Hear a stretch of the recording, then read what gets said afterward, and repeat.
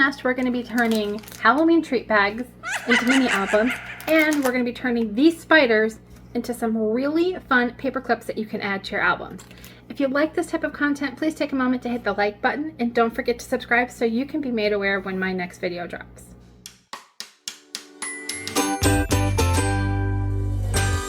Halloween is absolutely my favorite holiday.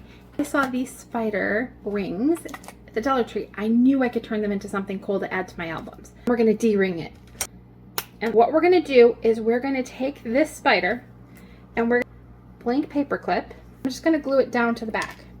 What you want to do is you want to make sure that you're going to be able to slide the album or this into your album. Sticker gem, just pop it off. Let me show you my finished product. Then you've got it decorated from the front and the back. These treat bags have so many uses, and I want to show you two really cool album ideas that I have. I took a Halloween themed Mike and Ike candy box. This was so much fun. What you're going to see is inside I've got all kinds of pockets and inspiration. This was a really fun page that I made, and all I did was I took napkins, trimmed it down, and used it like scrapbooking paper. Here's where these treat bags come into play. Took 3 treat bags, have cut them down to size. But for this image, I was trying to fit the size of the box.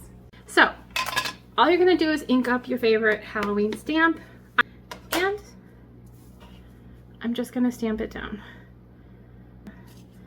Tear it to give it some character and ink those edges because you know I am the inking and distressing queen. I'm gonna take this black paper, and what I'm creating are the different images that I can put on the bottom of the bag. And then fun tags that I added washi tape to. Add some string or ribbon of my choice, and then I can tuck these in, or I could also do it as an accent to the page. And I'll show you how it turned out because I'm really in love with it.